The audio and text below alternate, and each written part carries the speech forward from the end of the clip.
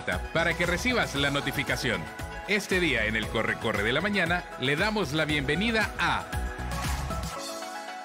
Siempre es un gusto conversar con Carlos Acevedo, economista, fue presidente también del Banco Central de Reserva. Y bueno, puesto que en el discurso de investidura, Nayib Bukele dijo que lo más importante de este quinquenio será arreglar el tema de la economía del país y de los salvadoreños, lo hemos invitado. Así es, para que nos ayude a interpretar qué podría venirse dada la situación económica del país. Carlos Bienvenido, Acevedo. Carlos, que viene de Costa Rica. Bueno, muchas ya gracias. Ya lo ventaneamos, y si no, ya lo ventaneamos. ¿Qué tal, Carlos? Bienvenido. Muchas gracias, siempre es un gusto estar aquí con ustedes. Gracias. Efectivamente vengo de Costa Rica, una reunión muy interesante entre expertos chinos sobre América Latina y expertos latinoamericanos sobre China. Yo no soy ni experto sobre China ni experto sobre América Latina, pero me invitaron a moderar uno de los paneles, una de las mesas redondas de discusión muy interesante. Pues, y bien, aprendí algún par de palabritas sobre chino y mi nombre me lo escribieron en chino. ¿Qué conclusión sacaron ahí de cómo estamos?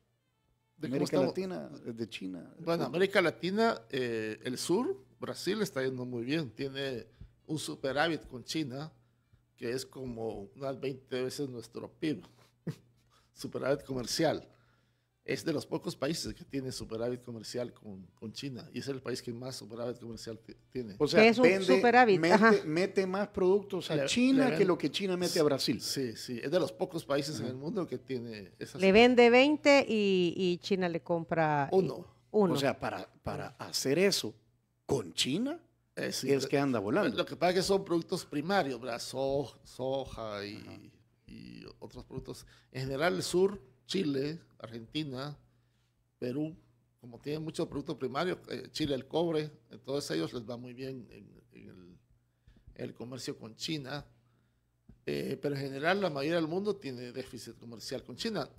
Nosotros, nuestro mayor déficit ya no es con Estados Unidos, sino con China.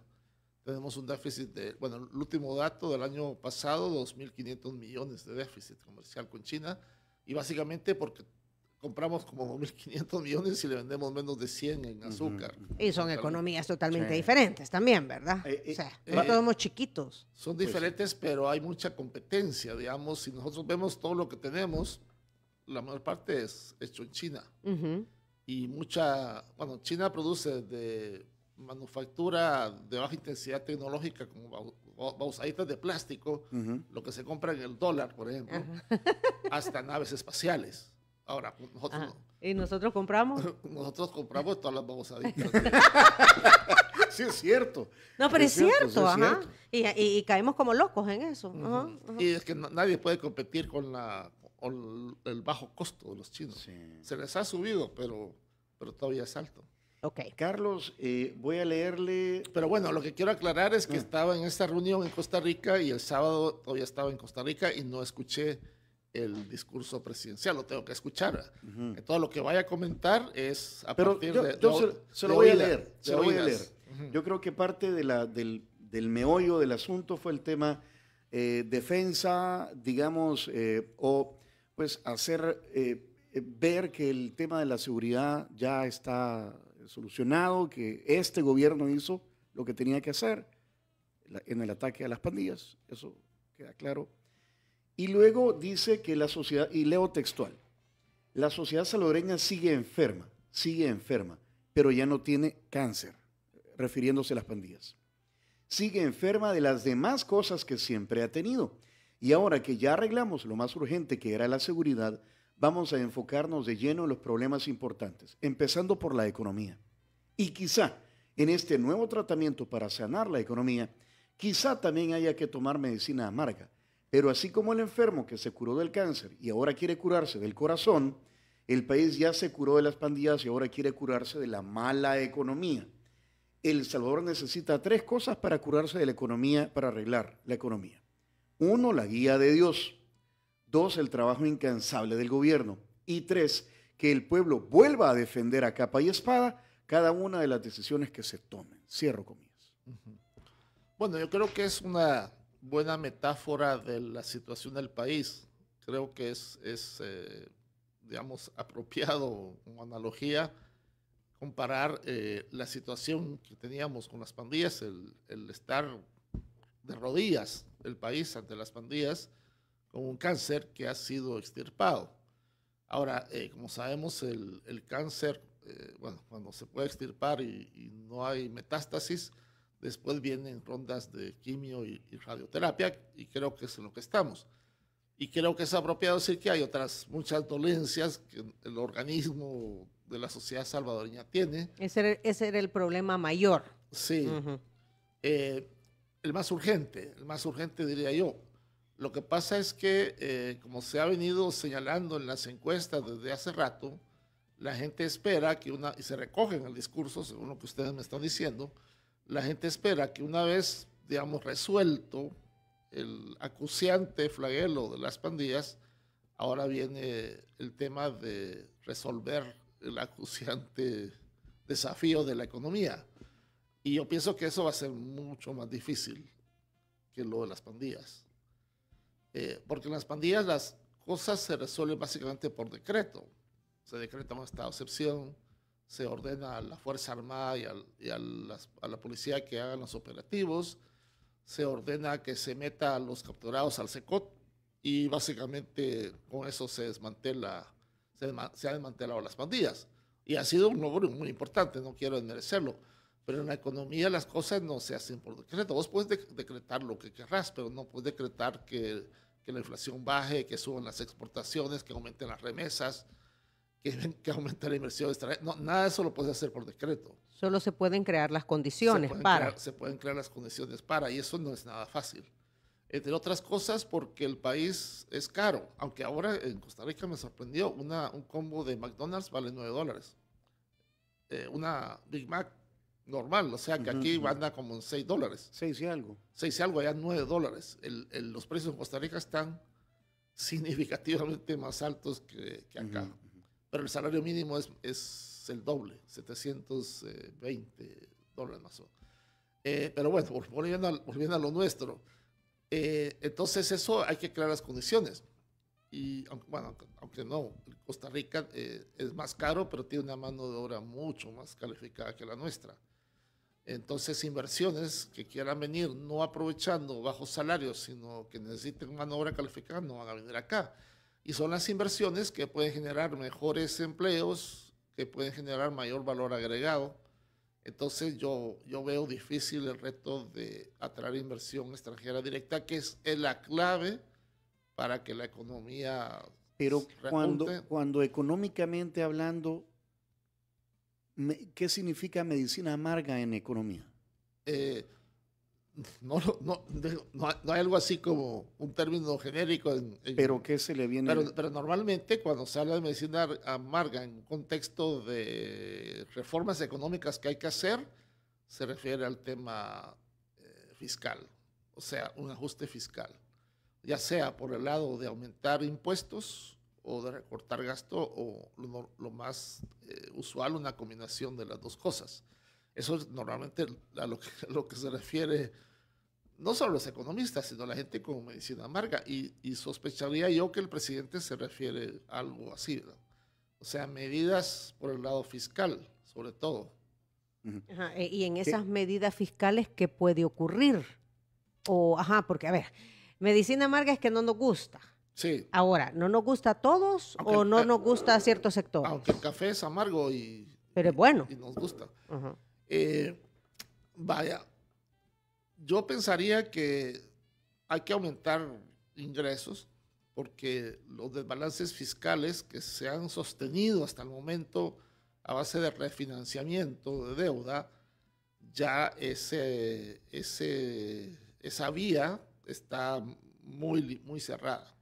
Está agotada, Carlos. Está no agotada del todo, pero casi agotada, porque teníamos financiamiento de emisión de deuda en los mercados internacionales. Me sorprende la última emisión que se hizo con tasas de 12%, lo cual indica que el gobierno está, digamos, desesperado. O sea, necesita dinero y, bueno, dicen que no hay dinero más caro que el que no se tiene. Entonces, desde el momento que está pagando 12%, indica que está un poco desesperado. La otra puerta de financiamiento, el Fondo Monetario, esa está cerrada y por tanto está cerrado el financiamiento del Banco Mundial y de BID hasta que no haya un acuerdo con el fondo, cosa que yo, si me dieran a apostar, así como los ingleses, apostaría que no hay acuerdo, aunque el gobierno dice que sí. O sea, dicen que siguen negociando, Pasaron- es lo último que yo he pasaron leído. 5 años y no hubo acuerdo, nunca. No hubo acuerdo y venían diciendo ya viene el lobo, ya viene el lobo, no ha venido el lobo. Entonces eso está. Y luego el BCE y la CAF son bancos relativamente pequeños. Bueno, la nueva presidenta del BCE ha dicho que el cupo de El Salvador está básicamente topado. Con el CAF hay un poco más, pero no para sustituir el financiamiento que pueden dar Banco Mundial y BID. Entonces lo que quedaba era el mercado interno y ahí se ha ido sacando a través de reducir las reservas de liquidez, con lo cual los bancos han estado comprando deuda y a través de tomar prestado de los fondos de pensiones. Pero eso también tiene su límite. Entonces yo creo que ya básicamente, como decía Diana, O sea, las opciones... la cacerola está bien raspada. Está raspadísima, sí. Ajá. Entonces, ¿qué queda? Tienes que aumentar tus ingresos o recortar gasto. Carlos, decía el doctor Óscar Cabrera, economista también, estuvo en el Banco Central de Reserva el viernes, que al dolarizarnos nos cortamos un brazo, porque no tenemos margen de maniobra en política monetaria. Pero que nos queda, el otro brazo es el tema fiscal del Sí. que está hablando. Que solo por ahí se puede maniobrar, pero si ya la cacerola está bien raspada, ¿cómo se obtienen más ingresos? Aparte entiendo, la deuda externa se elevó en 11,000 millones en 5 años y anda en 30,000 millones por ahí. Entonces, 10 mucho de lo millones. que ganamos es para pagar intereses. Sí. Bueno, Deuda de interés. Ajá, 10,000 millones, pero de esos 10,000, la mitad es pensiones. O casi la mitad, 40%, y otros 2,500 millones, o sea, la cuarta parte es deuda emitida durante la pandemia. Y ahí, bueno, a no ser que digamos que la pandemia fue culpa del gobierno y que la recesión mundial que siguió fue culpa del gobierno, esos 2,500 millones, pues hubo que emitirlo. En este momento la deuda pública a nivel mundial es 93% del PIB mundial. Eso te da una idea de De que todos estamos endeudados. Estamos Ajá. al cuello. y más que nosotros. Entonces, el mecanismo de las pensiones es un mecanismo de generación de deuda muy perverso. Y entonces se pierde de vista que eso se heredó. Además, se heredó una deuda de 20,000 millones. Solo el servicio de intereses de eso te quita 1,000 millones del flujo de efectivo. O sea, no es que el gobierno haya dispuesto, digamos, de toda la recaudación, ya de entrada, sabes que 1,000 millones no puedes disponer porque tienes que estar sirviendo esa deuda. Entonces, Son los intereses que pagamos por esa deuda que adquirimos. Sí, que se heredó. Ajá. Que se heredó de los mismos de siempre. Digamos. Más 5,000 millones de deuda de pensiones que no es responsabilidad de este gobierno haber heredado, sino más bien honrar el compromiso de pagarla. Entonces, bueno, como quiera que sea, lo haya emitido los otros o ahí eso hay que pagarlo. Bueno, hemos visto en los vencimientos, el primer vencimiento que encontró este gobierno en el 2019 fueron 800 millones heredados por Funes. El segundo vencimiento, que fueron los bonos del 2023, 800 millones heredados por Arena. El tercero, del 2025, otros 800 heredados de nuevo por Funes. Los del 2027 que se acaban de pagar ahora y del 2029, uno por Funes y el otro por Sánchez Serén. O sea, todos los vencimientos de deuda que ha habido que pagar hasta el momento son herencia de... Son compromisos que se adquirieron en otros gobiernos. Ajá. Y el gobierno podría haber dicho, como lo hizo en su momento Correa en Ecuador, yo no voy a pagar eso, esa fue deuda emitida por gobiernos corruptos del pasado. Podría haber dicho eso y no lo ha hecho. Pero es que hay que honrar la deuda del país. Exactamente. O sea, aunque haya sido deuda emitida por gobiernos corruptos, es un compromiso del Estado. Y el gobierno que esté tiene que honrar, bueno, esa es digamos, como la convención internacional. Desde luego puede salir alguien como Correa que dice, no, yo no pago. O Fidel Castro, por ejemplo, en los 80 exhorta a América Latina a no pagar su deuda. O Argentina, que no pagó simplemente porque materialmente no podía pagar. Entonces este gobierno pudo haber salido también y decir, no vamos a pagar nada. Pero bueno, volviendo al tema, entonces, como ya los mecanismos de endeudamiento están básicamente cerrados, lo que queda es el ajuste, la medicina amarga. Entonces, el gobierno ha tratado de evitar la medicina amarga, pero creo que estamos en una situación en la que es muy difícil que se siga evitando.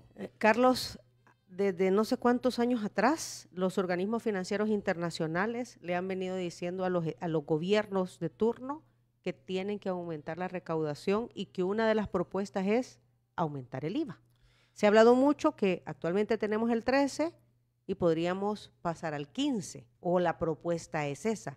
¿Cree usted que esto sería parte de la medicina amarga? Bueno, la recomendación del IVA ha estado desde el tapete de hace mucho como recomendación. Ajá.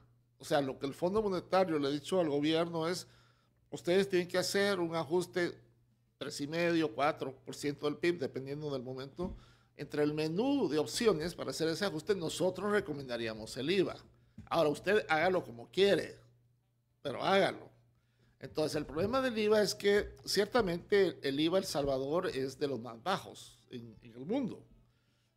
Por ejemplo, Uruguay tiene IVA 23%, nuestro 13% Uruguay es 23%. Chile tiene 19% de IVA, Hungría tiene 27% de IVA. Entonces, digamos, desde ese punto de vista, si quisiéramos homologar nuestro IVA al promedio latinoamericano, se podría subir a 15%. El problema es que el IVA es un impuesto indirecto y por tanto regresivo, o sea, golpea más a los más pobres.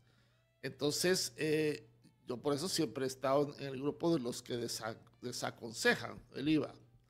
El IVA yo solo lo aceptaría en un extremo. O sea, cuando se han agotado todas las otras medidas.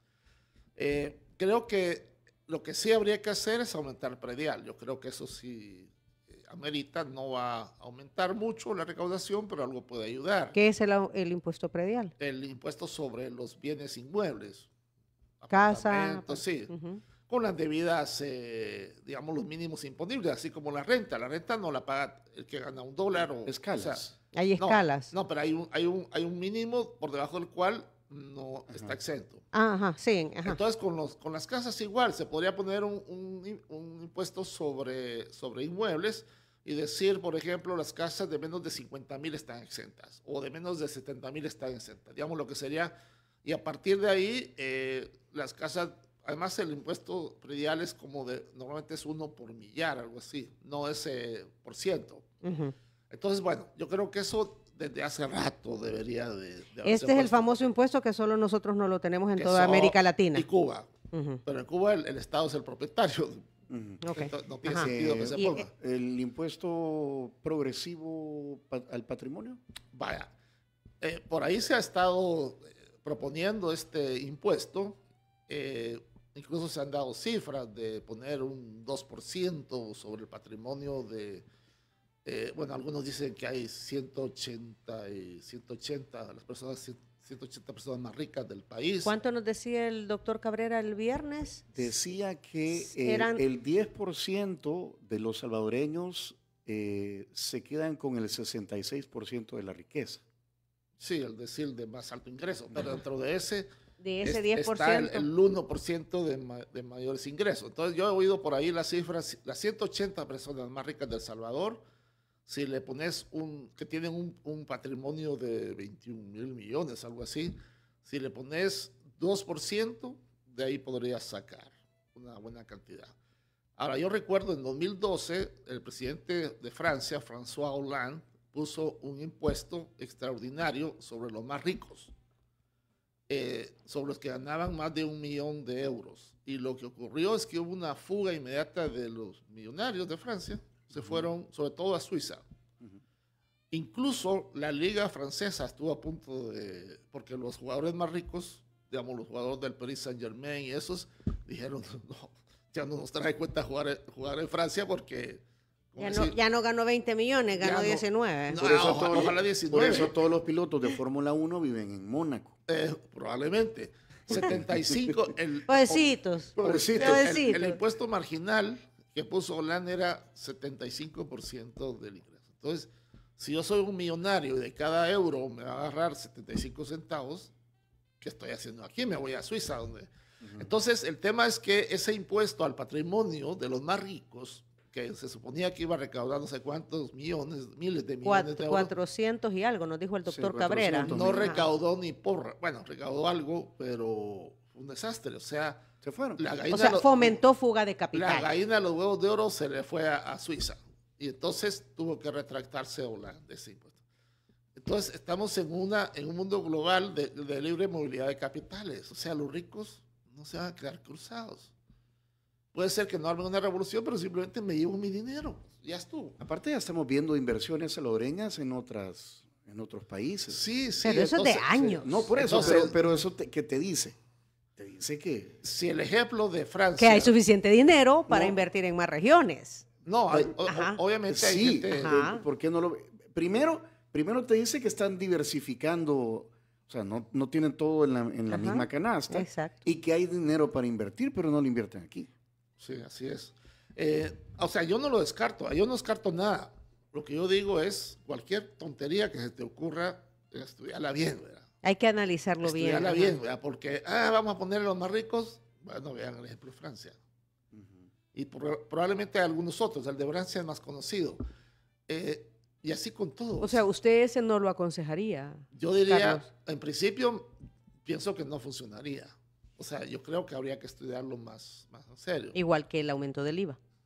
Lo del IVA sí lo dejaría de último, sí, por el efecto regresivo. Pero entonces, ¿a dónde seguimos raspando la cacerola?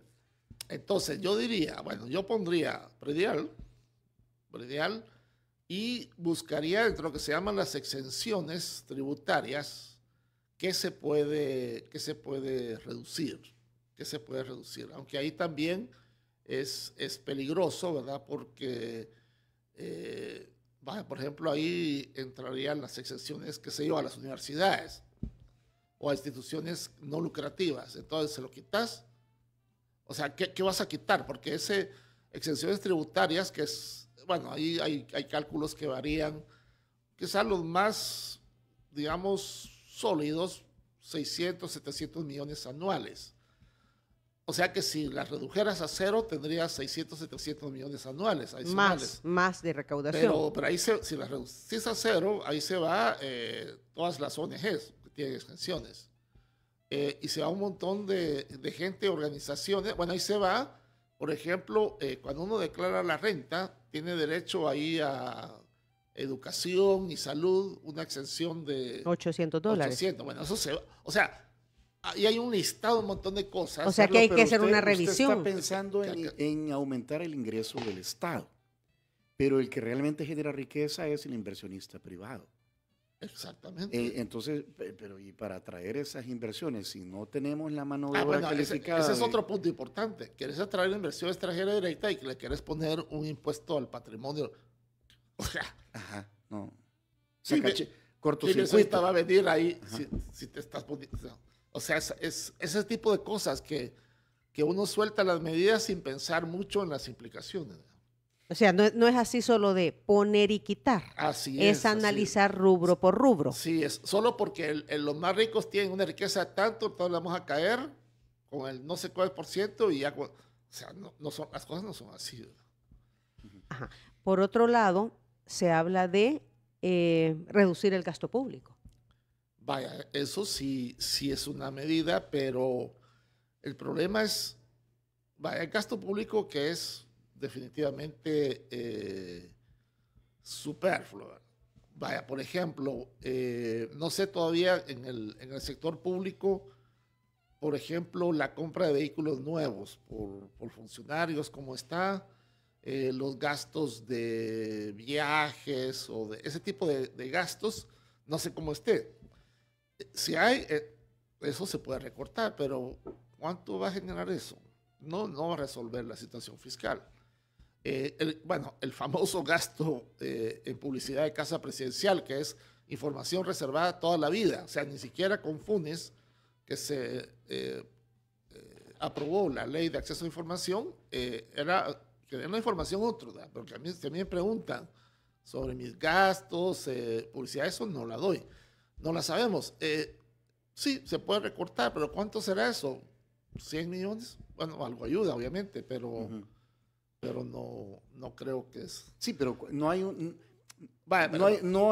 en nada de lo que ha dicho, digamos, un disparador de la economía. No, por ejemplo, estamos pagando $2,000 millones anuales en intereses de la deuda. Si nosotros no tuviéramos que pagar esos 2,000 millones, ahí sí, ¿qué podemos hacer con 2,000 millones? Podemos hacer 40 hospitales Rosales. O sea, equilibramos el presupuesto. ¿Cuánto es el déficit del presupuesto actualmente? Bueno, ha venido bajando, pero es un poco engañoso. Digamos, el año pasado, el déficit reportado cerró como en 900 millones, una cosa así. Pero como usted dice... Pero es un poco engañoso porque hay una enorme deuda con proveedores. Hay empresas desde chiquitas, bueno, no tan chiquitas porque el que le ofrece servicio al gobierno, no, chiquitín no es, pero digamos medianas empresas, hasta grandes empresas que el gobierno no les paga desde hace hace más de un año. Ya varias empresas, no voy a decir obviamente quiénes, me han comentado que están apretadas porque es un capital de trabajo y un costo financiero que andan chineando porque el gobierno se está retrasado en los pagos, ¿verdad? Y entonces esto no aparece en el balance. Eso no aparece, la deuda de proveedor no aparece en el déficit. Entonces el déficit podría ser mayor. No serían 900 millones. Sí, porque lo que pasa es que el déficit es el efectivo, el flujo efectivo. Pero si tú debes eso, digamos que sería como devengado, pero no aparece en el déficit porque no aparece reflejado en el balance. En el balance. Aunque, y ahí nos vamos a quedar, aunque el presidente del Banco Central ha venido diciendo que ha aumentado la recaudación pública. Bueno, el ministro de Hacienda ha dicho que ha aumentado la recaudación pública. Entendería yo que esto se está manteniendo todos los meses, que ante la expectativa siempre hay un poco más. Pero hablemos de eso al regresar, ¿le parece? Porque aquí está el café, Cherito Café, que es el café oficial de Diana Verónica y Tony, en una edición especial Torogos Dev, que está ayudando a eso, developers, a desarrolladores de tecnología. ¿Verdad? Y eso es parte de lo que hace Cherito Café también como parte de su función social. Así es, este es un café 100% salvadoreño, el que hemos estado degustando, Carlos. Que ¿Este es de Apaneca? Este viene, Metapán, exacto, de la zona de Metapán. Chepe Diablo. Joe Devil. Tenía años de no ir a Chepe Diablo. Bueno, y decíamos también que Cherito Café, parte de la venta de esta edición especial de Torogos Dev va para estos jóvenes que están desarrollando tecnología. ¿Y a quién le estamos entregando? Gracias a Cherito Café, esta bolsa de café. ¿Dónde pueden obtener café Cherito Café? A través de las redes sociales, @cheritocafé.sb, o que lo vayan a comprar ¿a dónde, compañero? A Tengo o a Bolengo Plaza. Mira, estoy viendo que viene Canal 12, Canal 10, la KL que estuvo de aniversario también. Saludos. Sí, así que iba a dar conferencia de prensa. Después aquí es conferencia. Bárbaro. Han estado taloneando, pero como estaba en Costa Rica. Hacemos pausa y regresamos en breve.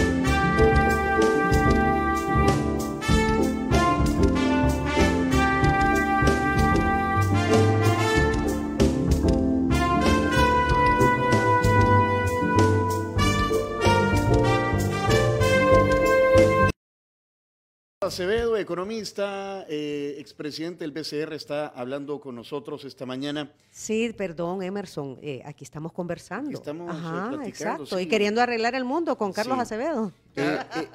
Le comentaba a Carlos Acevedo que ayer Javier Milei, que tuvo una reunión bilateral con el presidente Bukele, dio una entrevista a un canal de televisión en su país y dio algunas luces de lo que conversó y de lo que teóricamente está haciendo Google en El Salvador. Escuchemos lo que dijo ayer Javier Milei. No, me parece brillante. Tengo otra bomba más, si quiere. Otra más, dígame.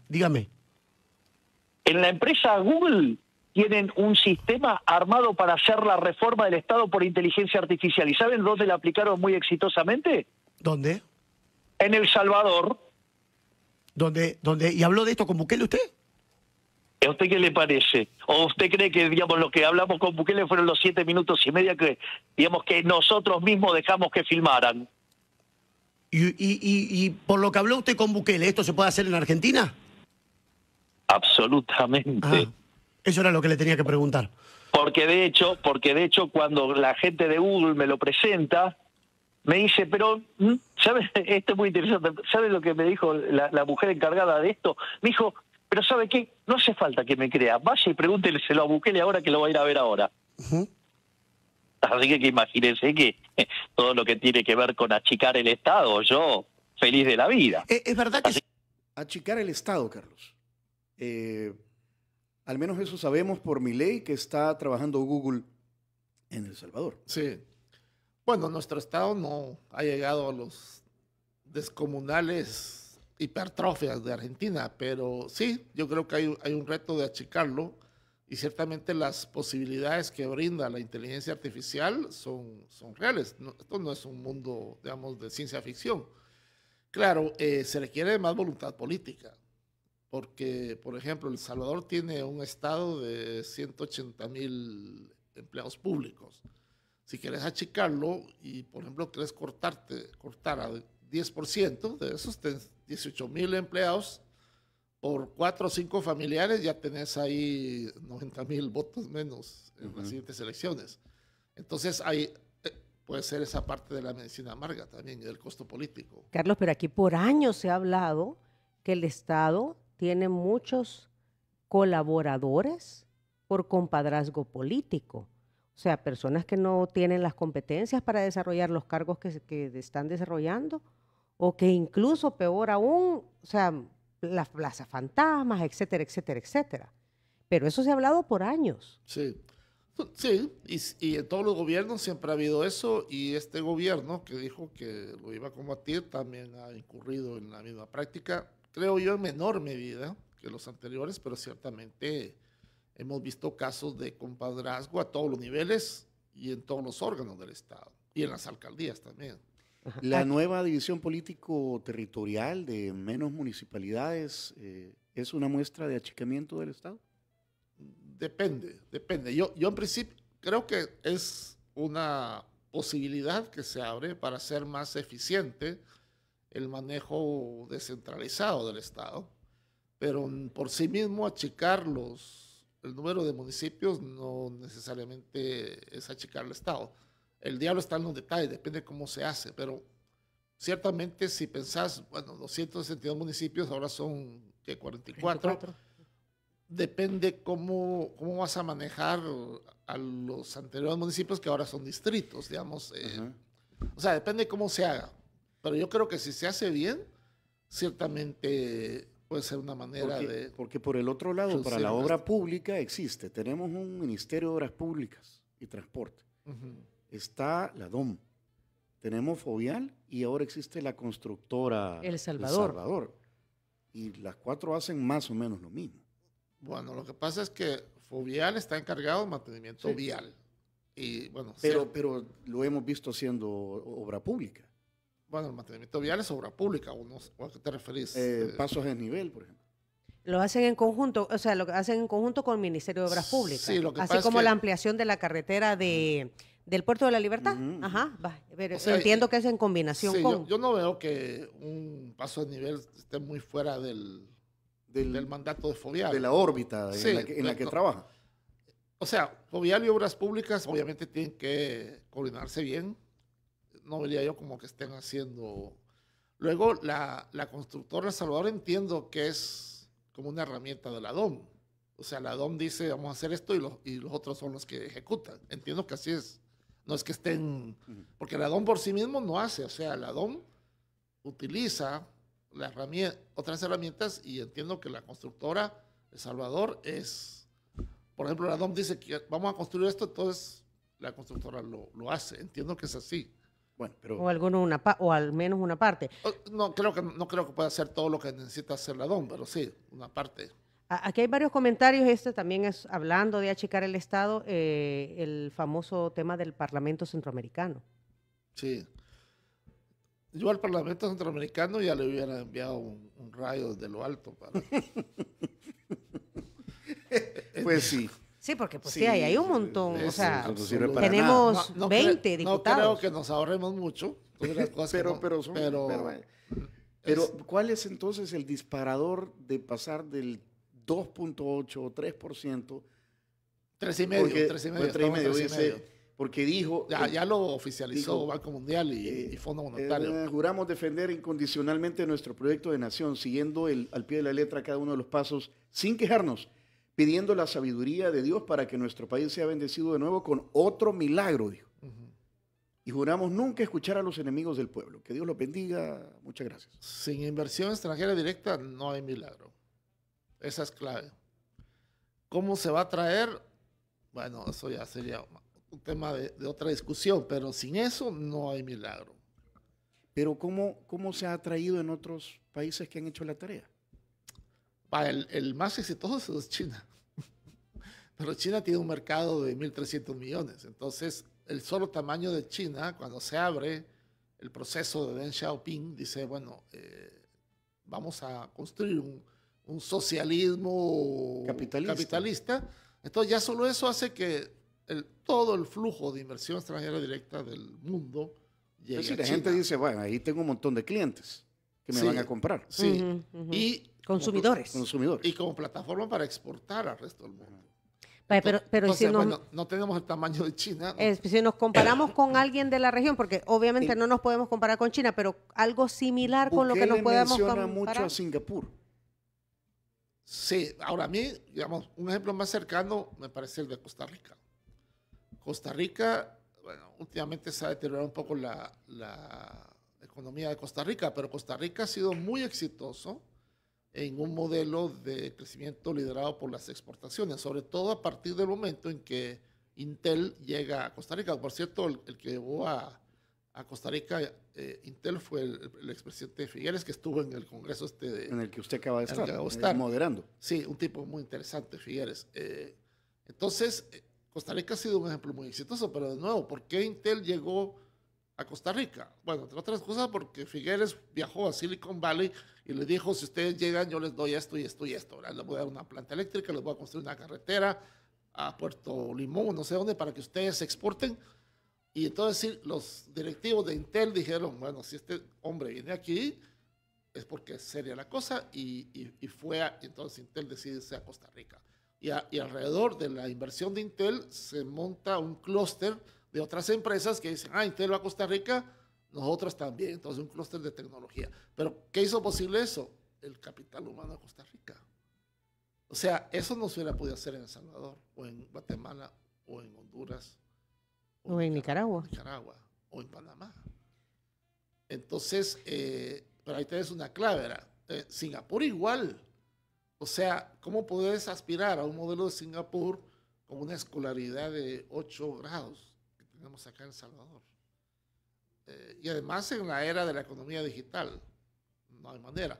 Nuestra brecha digital es la mayor en América Latina, junto con los consabidos, ¿verdad? Guatemala, Honduras, Nicaragua, la mayor brecha digital. Costa Rica tiene una brecha digital que está cercana a la de Argentina, Chile y Uruguay, que son los pioneros en América Latina. Entonces, con esa brecha digital que nosotros tenemos, pero ni en 1 millón de años seríamos Singapur, ni Estonia. Entonces, son las cosas a las que hay que apostar. Y creo yo que el gobierno lo tiene en el radar, pero de nuevo no se puede hacer todo Por decreto. O sea, no, eso sí se puede hacer un poco por decreto, pero de la noche a la mañana. Carlos, entonces, a ver, población educada es básica para poder atraer inversión extranjera, es lo que nos está diciendo. Ahora. Sobre todo en este modelo o esta época de economía digital. Ahora bien, pero esta población educada no se tiene en 1 ni en 2 años.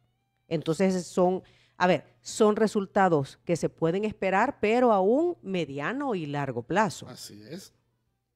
Así es. Y esto implica, por ejemplo, aumentar el gasto en educación, lo que planteaba el Plan 2021 en el 2005.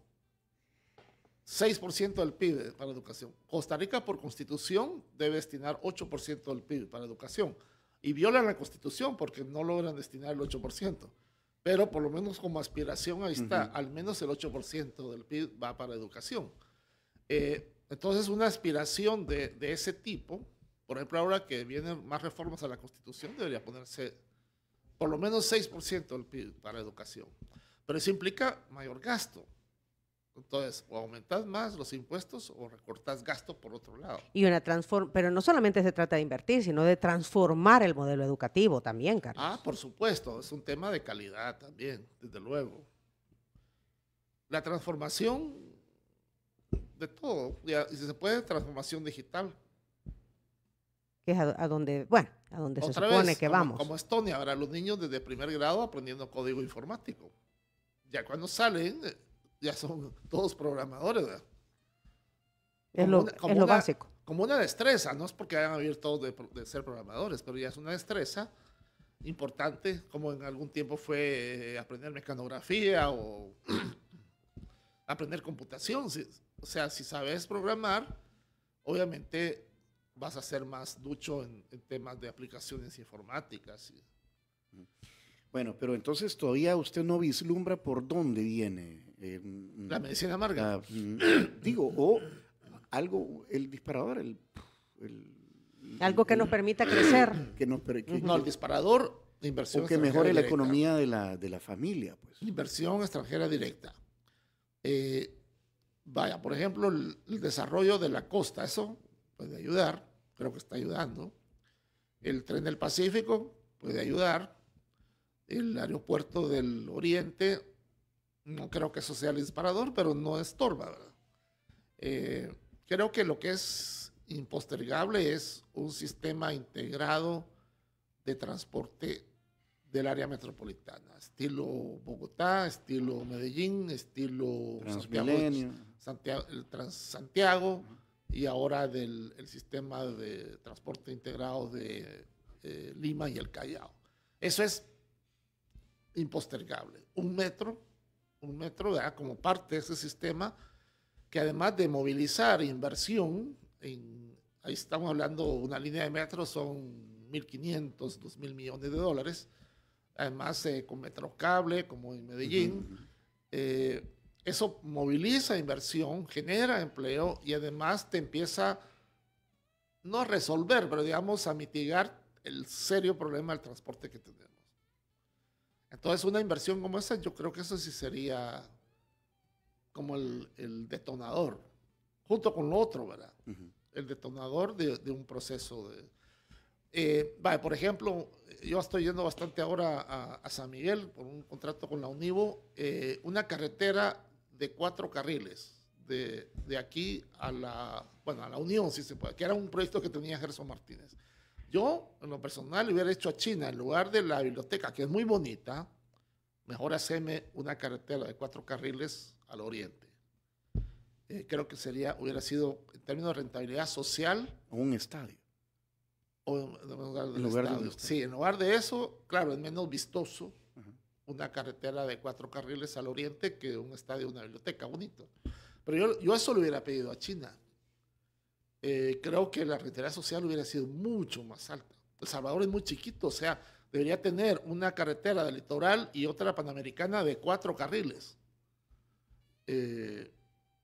La tenemos de 4 carriles hasta el aeropuerto, porque eso fue con Fomilenio 2, me acuerdo. Hasta Zacate se amplió. Hasta Zacate, se amplió con Fomilenio. Eso con Fomilenio 2. Entonces, la idea de Gerson era hasta la Unión, ¿verdad? Y esa debería ser una aspiración. Y creo que no es muy cara, o sea, creo que cada kilómetro son $1 millón. Digamos, de la parte de Zacate a La Unión deben de ser unos 150 kilómetros, pero como es doble, serían unos 300 millones, algo así, probablemente aumentemos a 400 millones. Y lo mismo por el lado del litoral, de la Panamericana, que llega a doble carril hasta que uno, bueno, empieza a bajar hasta San Vicente.